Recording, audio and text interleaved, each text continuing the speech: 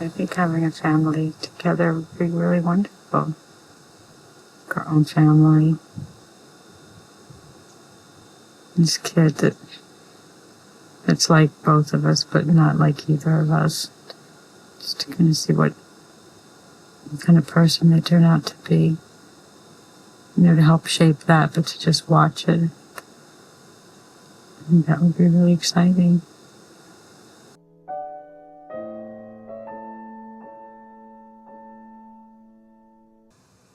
I just think it's not any shock or any surprise. And I kind of expected the possibility, so I'm not like, maybe if this was the 12th try, I'd be in a really despairing place, but one try.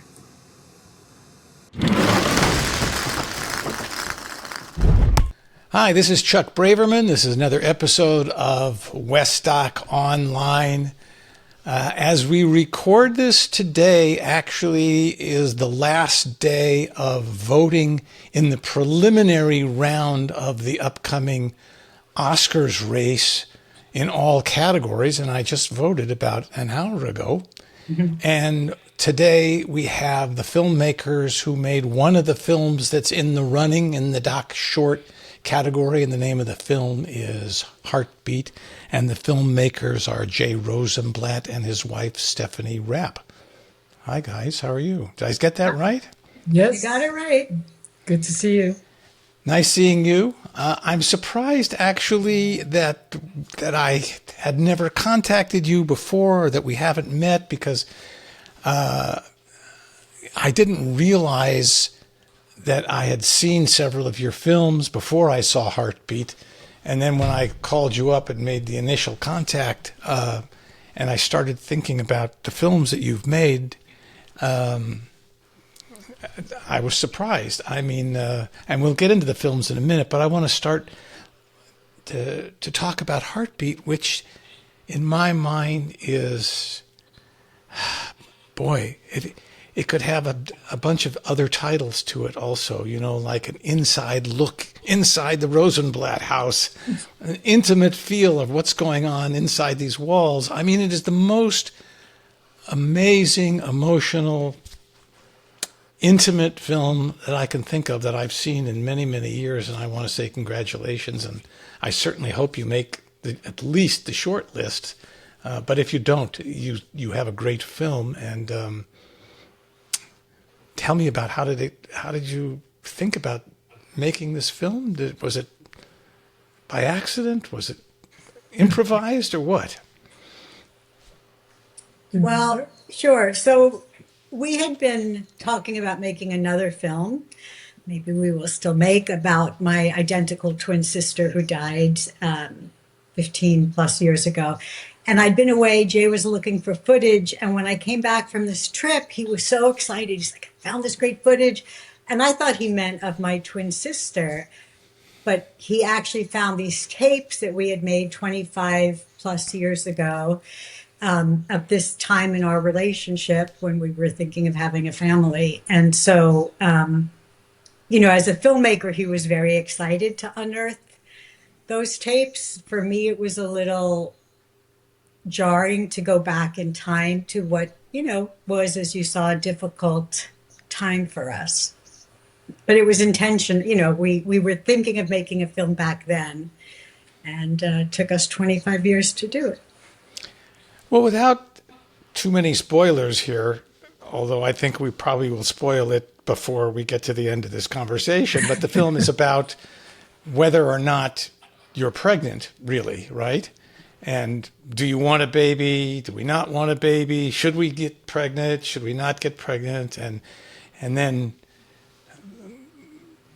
shit hits the fan, so to speak. I mean, it's like, I can't even begin to think. I mean, if you wrote this down as a script, you'd say, this is so emotional, so intimate. And having, sort of gone through it myself at a different time frame, it's stunning. It's really stunning. It's something you can't, I don't think you could have written it. You know what I mean? I do. I think there is in some ways, you're touching upon something that I think about with this film, which is it's kind of almost like a narrative. It has like an arc to it, and the kinds of emotions and intimacy you do see in narrative films, but you don't often see in documentary films. And I have to say, when we did this 25 years ago, I don't know if we really thought we would make it into a film. I think we thought we were working on a project and we didn't know where it would take us. And we didn't know what would happen with this pregnancy. So I think we should drop the spoiler alerts and just say, when we realized that the baby was not going to be and that Stephanie had a miscarriage, it was really painful, and it's in the film. And then we put the tapes away because it was a painful episode in our lives and we didn't really think much about it. But when I came across the tapes again and I looked at them, I saw that there was a film there.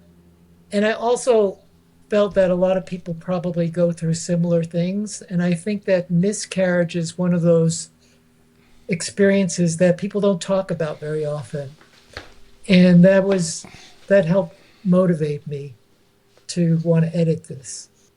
On the other hand, when you look at some of your other films, it's not that much of a surprise that you filmed this in a way. I mean, and then, spoiler alert, you made a film called How Do You Measure a Year? Are we done yet?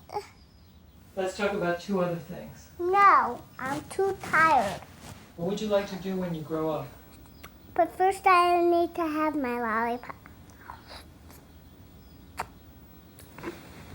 I want to be a grown-up when I grow up. I had actually seen that film when it first came out. I'm sure it's because was this one of the films that you were nominated for as a filmmaker at the Academies? I'm sure I saw it then, and it's the film that you think, why didn't I do that? Of course, you could say that about a lot of films, but this is the film that everybody should be making, right? Yeah. And that film is you sat down with your daughter from the age of, I think, 2, right? And every year on her birthday or around her birthday, you asked her more or less the same questions or asked her to define certain words. Yeah. And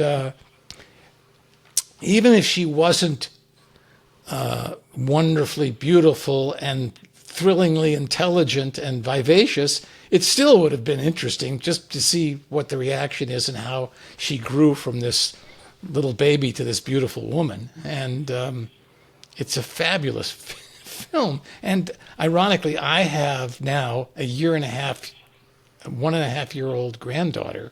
And the first thing I said to my son, Alex, is you have to see this film. And Alex is a filmmaker, so he has no excuse not to make his version of this film. Right. And I wonder, have people gotten contact with you since this film came out and said, gee, this is great, I'm doing this with my son or my daughter? Or they sent you films? No, they didn't send films, but your reaction is not the first, that, I wish I had done that with my kids. I got a lot of that. And I did get a few people that were starting families or had very young children and said that they're going to do that now. So it's true. It's like it's a thing that most people don't end up doing, but wish they had done. And I'm lucky I did it. And that was another film where I didn't know until I started editing it. I didn't even know if it came out because I was superstitious and I didn't want to watch the footage because I had an old camera and I was afraid it had broken down in the process at some point.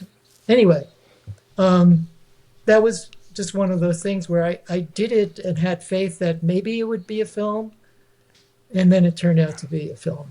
I almost hate to ask, but you probably have a closet full of old videotapes and stuff that you haven't taken out of the closet for a while, right?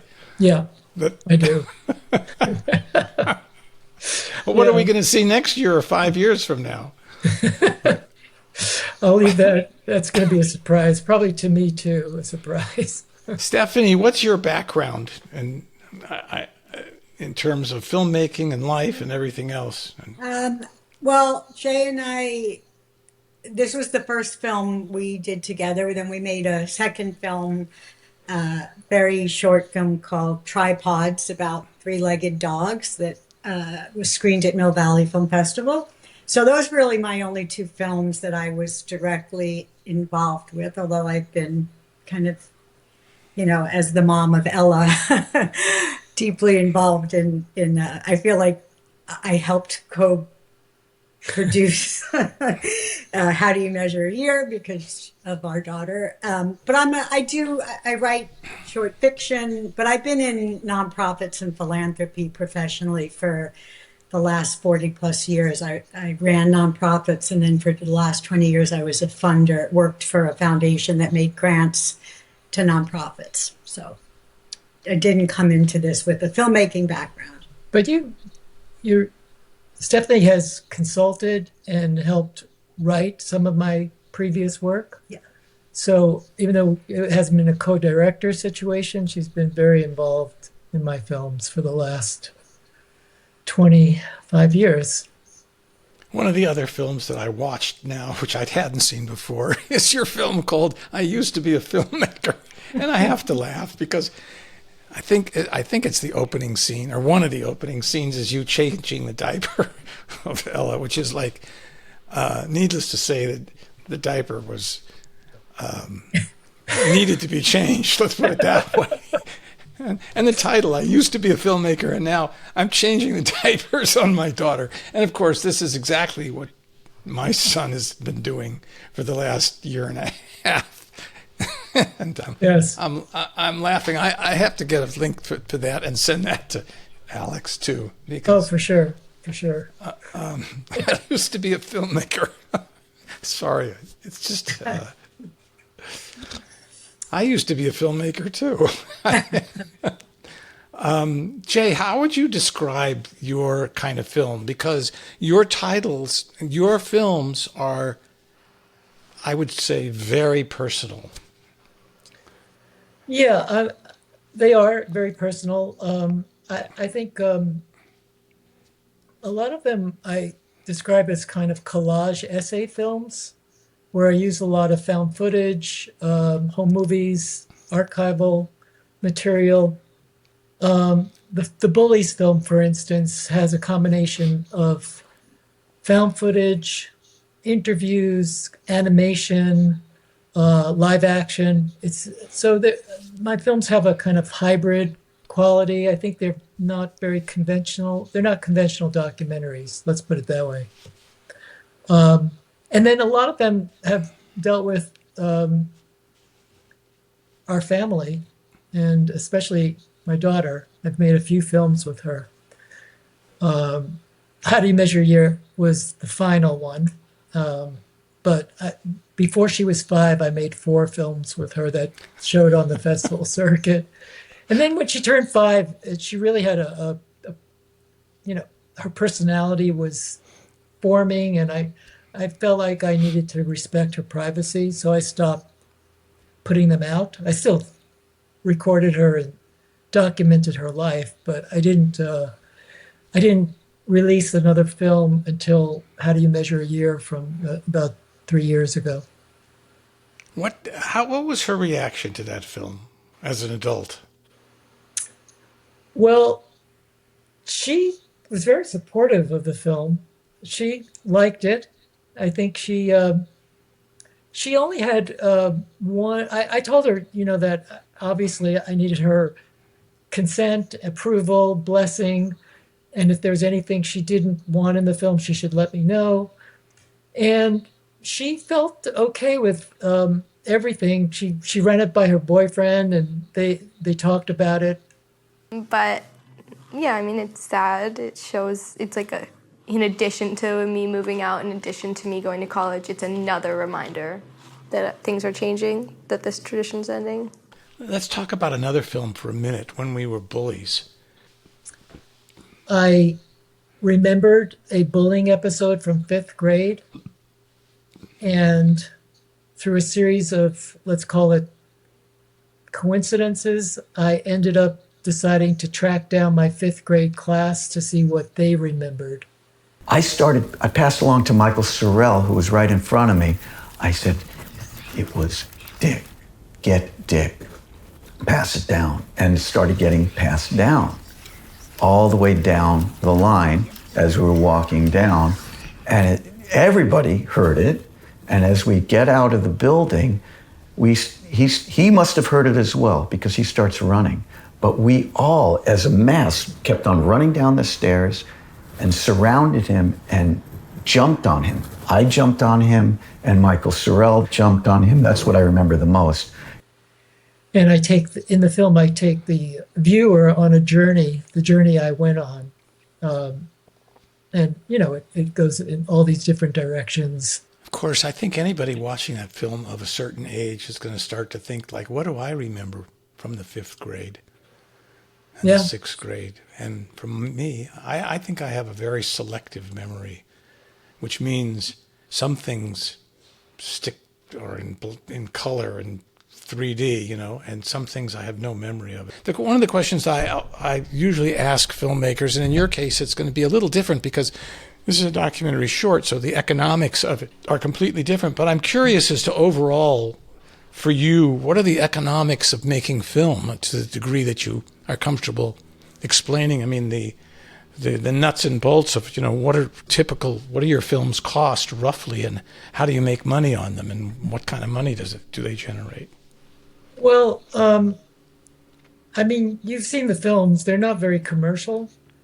So I have not been able to make a living on my filmmaking. I always have had a day job. For 20 years, I was a teacher, a filmmaking teacher at different universities. And then I was a film programmer at a festival. So I had a day job. My films are low budget. A lot of them are found footage. Even that could be very expensive, but I've gone the kind of fair use route and just been able to, make them for pretty cheap. I would say, like Heartbeat, very low cost. We shot maybe 5 mini DV tapes. All of the costs came in the transferring, and I edit my own films, so I don't have to pay an editor. So very low budget. I would say anywhere from 10,000 to maybe 60,000. Like the Bullies film, I got some grants for, and I got some money from German television to make. So that was a little bit more expensive than is typical of my films. And then I've been lucky. Some of the films have sold after the fact. They've been licensed. So HBO, licensed a few of my films through the years. So, it has supplemented our incomes, but not you can't live on short docs. I don't think anyone does.